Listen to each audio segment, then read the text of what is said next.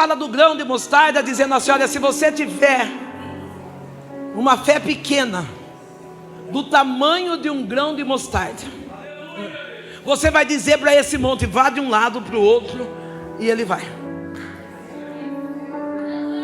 É que às vezes a gente pensa que precisa ter fé grande.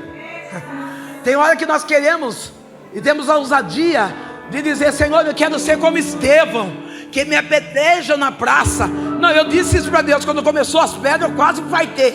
E botei 3 gotinhas cedo, 3 de tarde, 3 de noite. E Deus falou: resposta da sua oração. Você não disse que ia aguentar.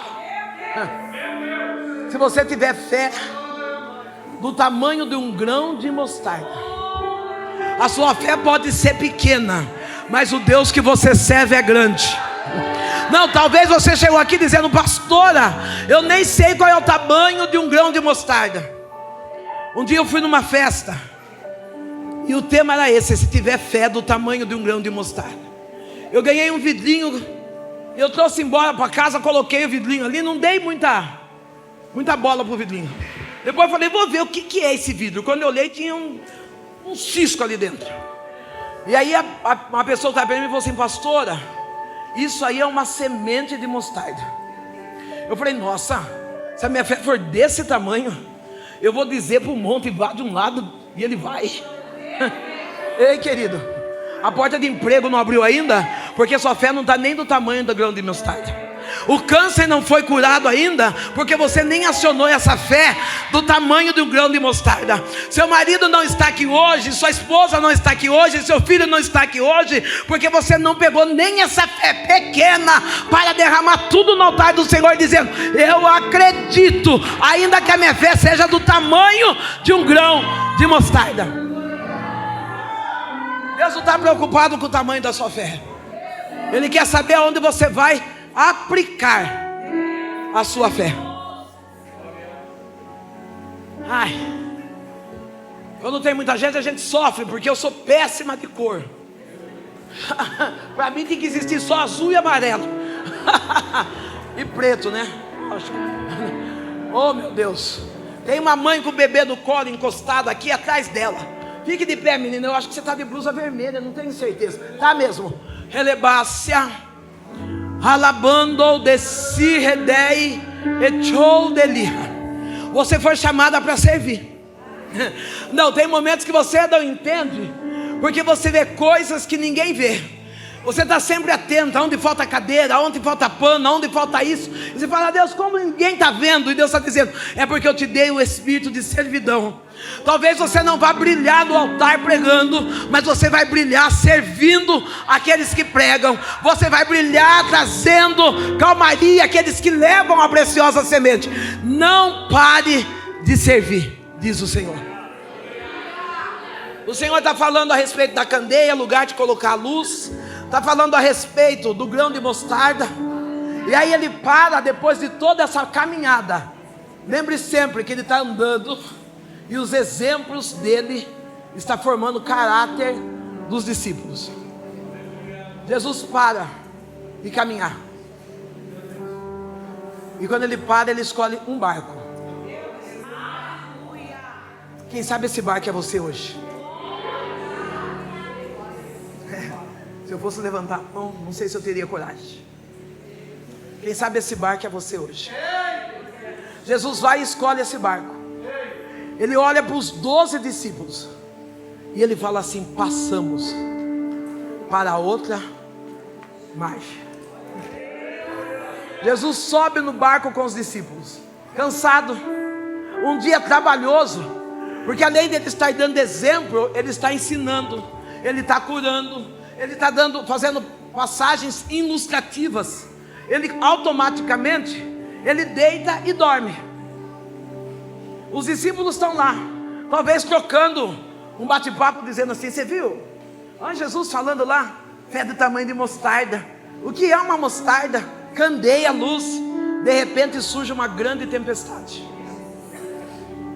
Talvez Jesus escolheu o seu barco, e você está vivendo uma grande tempestade. É motivo de glorificar, sim, porque por maior que seja a tempestade, o importante é que ele está lá dentro do seu barco. Os discípulos estão desesperados. Eu não sei explicar a estrutura desse barco, mas a Bíblia diz que é um barquinho.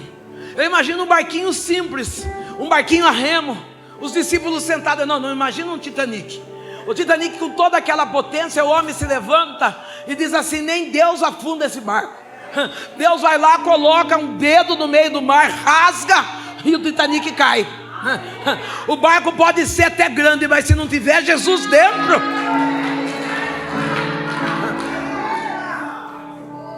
eu não sei a estrutura desse barco, mas a Bíblia diz que é um barquinho. Se é um barquinho, eu imagino aqueles barquinhos do modelo que a gente aprende a fazer na escola, né? Dobra o papel de leite. Eu imagino esse barquinho. Os discípulos lá sentados remando. No primeiro céu escuro, eles falam assim: está escurecendo o céu, hein? Porque no começo da luta a gente fala: parece que vai dar ruim, né? E a gente fica esperando para ver como que a gente vai fazer com essa luta. Alabaia súbia, relia chode de si refaça. Aquilo que era para ser perda vai ser ressarcimento. Alamai chode que soube a dirra. Tu dissestes hoje: de mim mesma eu fecho as portas. Alamando que vai, alando se desce. Deus diz assim: fui eu quem dei a empresa nas tuas mãos. Fui eu quem dei o talento. Alamando que vide sou de li refácia. Não é o mercado que vai mudar, decai a cirra, aquilo que eu prometi para a tua história. Eu conheço a sua estrutura. Pastor Denis, eu fui tentar chegar próximo da pastora, mas aí eu vi um caderno grande, com muita coisa escrita dentro, grande. E eu falei para Deus: Deus, o senhor vai assinar algum documento para o pastor? E o pastor falou assim: não fala isso para ele. Eu falei: o senhor não vai assinar documento nenhum para ele? E Deus falou: não. Eu falei: então o que é esse livro?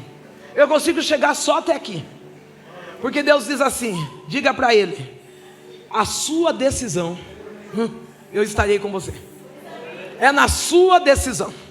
Alamando de si refaz. É porque tem hora que você pergunta: vamos, não vamos, faço ou não faço? E Deus está dizendo: esse livro eu dei na sua mão. Deus está dizendo: a responsabilidade minha é com você que eu tenho. Então é na sua decisão que eu vou. Se você for, eu vou contigo. Se você ficar, eu fico contigo. Mas a decisão é sua.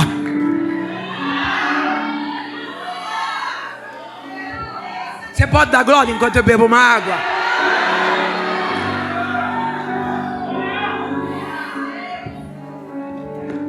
As ondas começam a balançar.